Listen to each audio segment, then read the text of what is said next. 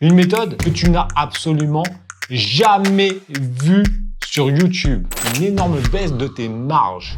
Salut les Phoenix! Depuis la crise du Covid, tu as certainement vu que les coûts d'import depuis la Chine ont explosé. Et cette situation peut avoir entraîné une énorme baisse de tes marges. Dans cette vidéo, je vais te montrer une méthode que tu n'as absolument jamais vue sur YouTube.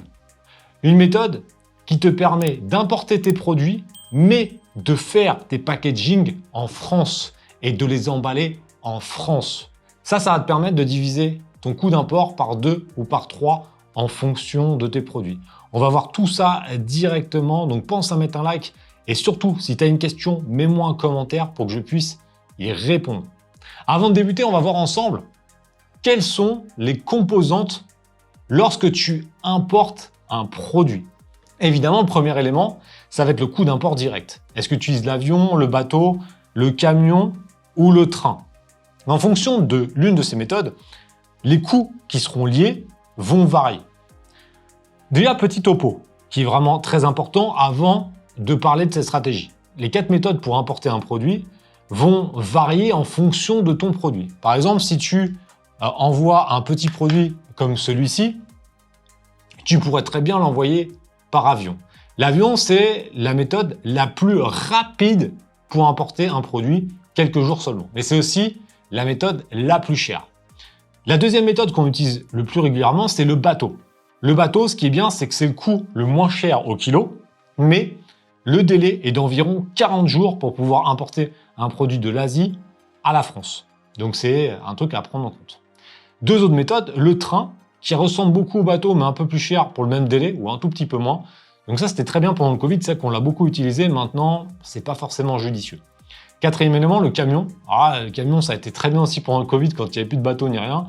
Mais c'est une méthodologie qui reste quand même relativement compliquée à importer, à utiliser, parce que la plupart du temps, les camions passent par la Sibérie, et je pense que tu es au courant que la Sibérie, tu te gèles bien les couilles. Donc la moitié de l'année, tu peux pas passer. Donc c'est un peu galère. Donc en fonction de ça, l'import, tu choisiras en fonction de ton produit, mais ça sera majoritairement le bateau ou l'avion. Maintenant, il y a d'autres frais également que la plupart des gens ne connaissent pas. Premier élément, les droits de douane. Il faut savoir qu'il y aura des frais douaniers lorsque les produits vont passer la frontière française. Ça va dépendre aussi de ton Incoterm. Alors, on ne va pas rentrer dans les Incoterms aujourd'hui, mais il faut savoir qu'en fonction de ça, les frais que je vais te montrer et que je vais t'expliquer surtout dans cette vidéo seront incorporés dans ton prix ou pas, avec ton fournisseur ou avec ton importateur. Donc ça va dépendre. Mais en général, tu as les droits de douane. Les droits de douane, tu peux les trouver sur le site de la douane. En fonction de ton produit, tu as une nomenclature et les droits de douane changent. Donc ça, c'est un élément que je t'invite à regarder puisque ça dépend vraiment des produits. Deuxième élément, les taxes. Tu peux avoir des taxes supplémentaires en fonction de la législation et en fonction de ton produit. Donc ça, c'est pareil, il faut se renseigner au niveau de la douane si ce que tu veux importer, une taxe supplémentaire ou pas. En général, en France, il n'y a pas forcément de taxe supplémentaire sur les produits qu'on va importer pour vendre sur Amazon.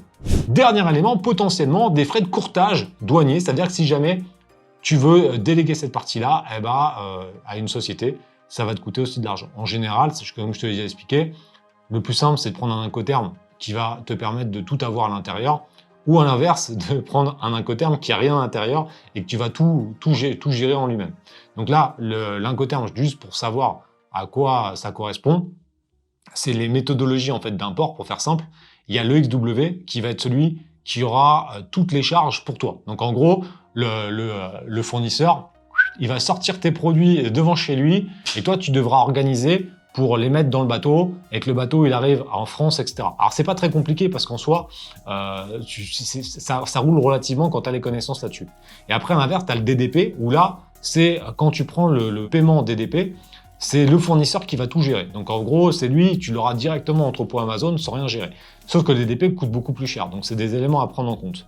Mais en tout cas, moi j'ai fait pendant 15 ans de l'EXW et j'en suis pas mort. Donc je préfère tout gérer pour pouvoir bien choisir les bons éléments. Maintenant, on va rentrer sur un point très important. Comment on calcule les frais d'import? Il faut savoir qu'on a deux types de poids. On a le poids réel. Bon, le poids réel, c'est quand même très simple. Même si tu es un pimpin, tu vas comprendre. Si ton carton il fait 10 kg et que tu as 5 cartons, le poids réel dans ton import, ça fera, allez, je te laisse 3 secondes pour me mettre en commentaire, 5 x 10, donc 50 kg. Ça, c'est le poids réel. Maintenant, plus dur. Ah là, il va falloir réfléchir un petit peu. On a ce qu'on appelle le poids volumétrique. Et le poids volumétrique, on le calcule de la manière suivante. Longueur fois largeur fois hauteur divisé par 5000. Et là, ça va donner un poids volumétrique. Et maintenant, tu vois peut-être l'importance de cette vidéo, c'est que dans la plupart des cas, ça va être le poids volumétrique qui sera le plus important. Pourquoi? Parce qu'on importe des produits avec un emballage. Donc ça fait du volume, ce qui fait que mon petit truc là, imaginons j'en importe pour 50 kg, ça ferait un paquet de disques durs, mais avec l'emballage, j'en apporterais peut-être 3 ou 4 fois moins. Ce qui fait que le coût d'import serait le même, parce que le volume serait le même, mais avec moins de produits. Donc le coût par produit serait plus élevé. Donc, ce qui va être important, c'est ce que je vais t'expliquer dans cette vidéo, comment on va faire pour dissocier le packaging du produit que tu commandes en Chine. Cependant, je tiens à te préciser que cette méthode ne va pas forcément fonctionner pour tous les produits. Ça va fonctionner pour du produit simple que tu vas pouvoir mettre dans un certain type d'emballage. Si tu commences à vendre des produits très complexes où ils doivent avoir un emplacement précis dans l'emballage, ça ne marchera pas. Donc tu vois, ça va être très bien quand tu veux débuter la vente sur Amazon, que tu as un certain type d'emballage qu'on va voir dans quelques instants, mais ça ne marchera pas pour tous les produits. La stratégie, elle va être relativement simple. On va commander chez un fournisseur notre produit et on va lui dire non, on ne veut pas d'emballage, tu vas nous les envoyer de manière, ce qu'on appelle en bulk. Ça veut dire qu'en gros, lui, il va les protéger avec un sac plastique ou une protection pour évidemment ne pas les abîmer pendant le transport, mais il ne va pas mettre de packaging. Il va importer ces produits-là et donc le poids volumétrique va être très faible. Donc ça va être certainement le poids réel qui va être pris en compte. Comme c'est le poids réel, bah toi tu vas importer tes produits pour beaucoup moins cher. Là tu te dis, ouais mais ok, mais t'es bien gentil, mais on fait comment après pour le packaging? C'est là où la magie va opérer, puisqu'on va utiliser un service qu'on va trouver en France ou en Europe. Donc là je vais te prendre un exemple concret d'un truc que nous on fait régulièrement, mais il n'y a pas que ce fournisseur qui le fait. Mais bon, nous on l'utilise depuis longtemps, les produits sont très bons, les emballages sont très bons, c'est rapide, on peut les personnaliser, ça reste peu coûteux, donc on va pas chercher plus loin. D'ailleurs, je te mettrai le lien directement dans la description, dans le premier commentaire. Ce qu'on va faire, c'est qu'on va utiliser le service et le site de PackHelp. PackHelp, c'est un professionnel de l'emballage. Et plus particulièrement, d'un type d'emballage que j'affectionne particulièrement et que je vais te montrer directement sur mon écran. L'avantage de ce packaging, c'est qu'on peut le personnaliser. Et surtout, il va s'adapter à pas mal de petits produits. Par exemple, un disque dur, on pourrait potentiellement l'envoyer avec cette méthode. Donc, ça va correspondre à quand même pas mal de produits. Par contre, comme je te l'ai déjà dit, sur des produits fragiles ou des produits un peu gros qu'il faut bien caler, ça ne fonctionnera pas. Donc, il faudra que tu vois en fonction du produit que tu vas vendre si tu peux utiliser cette stratégie ou pas. Ce packaging souple, donc ce qu'on va faire, c'est que tu vas bien faire attention à la taille. Tu prends un petit peu de marge. Donc, je t'invite, quand tu prends un produit comme ça, de regarder la taille et par exemple de prendre quand même une marge de manœuvre pour pouvoir le mettre, pour pas que ça arrache tout le packaging. Donc tu vas prendre quand même un packaging un peu plus grand. Mais prends pas non plus trop grand. C'est-à-dire que par exemple sur un produit comme ça, tu vas pas t'amuser à prendre un packaging qui est grand comme ça. Sinon ton truc il va se balader à l'intérieur. Donc là c'est la logique, mais bon, il faut y penser. Donc il va trouver ça. Maintenant une fois que tu as fait ça, tu vas te dire ok mais je fais comment pour emballer mes produits? Là tu vas avoir deux solutions. Solution numéro 1, c'est la moins coûteuse et la plus rapide. Ça va être de recevoir les produits qui viennent d'Asie sans emballage chez toi, de commander les emballages sur PackHelp et de les faire livrer chez toi, de faire l'emballage, donc ça peut prendre quelques minutes, quelques heures en fonction de la quantité que tu as, et ensuite de tout remettre dans un carton et de l'expédier vers Amazon. D'ailleurs, si tu veux savoir comment ça fonctionne, l'expédition par Amazon, je te mets une vidéo là-haut où on te montre tout étape par étape.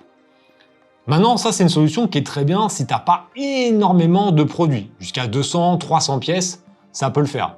Si tu commandes 1000 pièces et que tu dois te taper 1000 emballages, déjà, de 1, ça va te prendre du temps. Et de 2, il va te falloir quand même un peu de place le temps que tu emballes. Si tu n'emballes pas tout en une journée, il va falloir les stocker. Et ça se trouve, ton mari ou ta femme, ça va gueuler parce que ça va prendre de la place chez toi. Si tu le mets dans un garage ou quoi, il faudra faire attention à l'humidité, aux conditions, etc. de stockage. Donc, c'est pas forcément judicieux. Donc là, on va entrer dans une deuxième méthode. La deuxième méthode, ça serait d'externaliser l'emballage avec une société spécifique là-dessus. Donc là, il y en existe plein. Évidemment, nous, on en a une, donc je vais te faire la promotion d'H2M Logistique, puisque c'est une de nos boîtes, donc ça, c'est logique. H2M Logistique, c'est une boîte qui permet de stocker tes produits pour ensuite les vendre sur Amazon. Mais surtout, on peut faire cette personnalisation. Donc là, tu peux dire de commander tes emballages, de les envoyer chez H2M, et nos équipes peuvent faire la mise en emballage de ton produit, les stocker, les étiqueter si tu ne l'as pas encore fait avec l'étiquette Amazon, et ensuite envoyer une partie ou l'intégralité de ton stock vers Amazon. Depuis 2024, bonne nouvelle, c'est que si tu souhaites qu'on stocke tes produits et qu'on t'envoie à chaque client qui passera par ton propre site, on peut également le faire. Donc tu vois, cette méthodologie, elle est vraiment ultra rentable sur certains types de produits. Maintenant, je t'invite encore, même si je l'ai déjà dit 2 fois, mais c'est très important, à comprendre que ça ne fonctionnera pas pour tout. C'est à toi de voir si ton produit, il peut rentrer dans un emballage souple que tu peux personnaliser avec ta propre marque. Il faut que ce soit un produit qui soit relativement petit, qui soit relativement solide et qui soit dans une gamme de prix entre 15 et 30 euros. Pourquoi ? Tout simplement parce que quand tu reçois un produit comme ça dans un emballage de ce type-là, tu ne peux pas vendre des produits qui sont très chers parce que la valeur perçue n'est pas forcément aussi bonne que dans un packaging personnalisé avec un élément vraiment où ton produit il est bien calé dans l'emballage, etc. Mais la bonne nouvelle, c'est que quand tu prends ces critères-là, petit, fragile, qui soit solide et qui se vend entre 15, 30, voire 40 euros, c'est les bons critères pour lancer un produit quand tu débutes sur Amazon. Donc cette stratégie, elle est plutôt conseillée pour des personnes qui sont dans la première année de vente sur Amazon, puisque c'est une stratégie qui reste relativement simple. Dans un second temps, et j'espère que tu es resté jusqu'à la fin de cette vidéo, il y a une autre méthodologie. Si tu es un peu plus avancé et que tu as besoin de packaging personnalisé, un peu plus haut de gamme, entre guillemets, que ce que je viens de te montrer. La deuxième stratégie, ça va être de prendre le même concept, mais tout simplement de dire à ton fournisseur chinois ou un des fournisseurs que tu utilises pour le packaging, de t'envoyer les produits toujours en bulk, mais avec les emballages qui soient pliés. C'est des calculs à faire. Mais cette stratégie-là peut te permettre d'économiser des centaines, voire des milliers d'euros sur des gros imports, d'envoyer ça dans un centre logistique comme H2M ou un autre, comme tu veux, refaire le packaging en France et renvoyer après à Amazon. Attention, je ne te dis pas que c'est forcément rentable à chaque fois. Ça dépend vraiment de ton produit et du poids volumétrique qu'on a vu dans cette vidéo. Mais c'est des calculs à faire. Si en diminuant le volume avec cette deuxième méthode, tu économises 1000 euros et que remballer les produits en France, ça te coûte 500 euros, bah ça sera judicieux. Donc il faut vraiment que tu fasses tes calculs. En tout cas, j'espère que tu as aimé cette vidéo. Je suis sûr à 100%, et tu pourras me le mettre en commentaire, que tu n'as jamais vu ces méthodes sur YouTube. En tout cas, je t'ai mis les liens directement en description et en premier commentaire. En tout cas, Packel, je t'invite vraiment à regarder les enveloppes souples qui sont la méthode la plus simple pour débuter avec cette technique. Je t'ai mis le lien H2M si tu veux nous contacter pour pouvoir nous déléguer les envois vers Amazon ou même les envois vers tes clients sur ton site. En tout cas, pense à t'abonner et on se retrouve très bientôt. Bye. Ah merde, c'est vrai. Oh, putain, mais c'est de la merde. Attends, je la refais. Parce que là, c'est vrai. J'ai un exemple.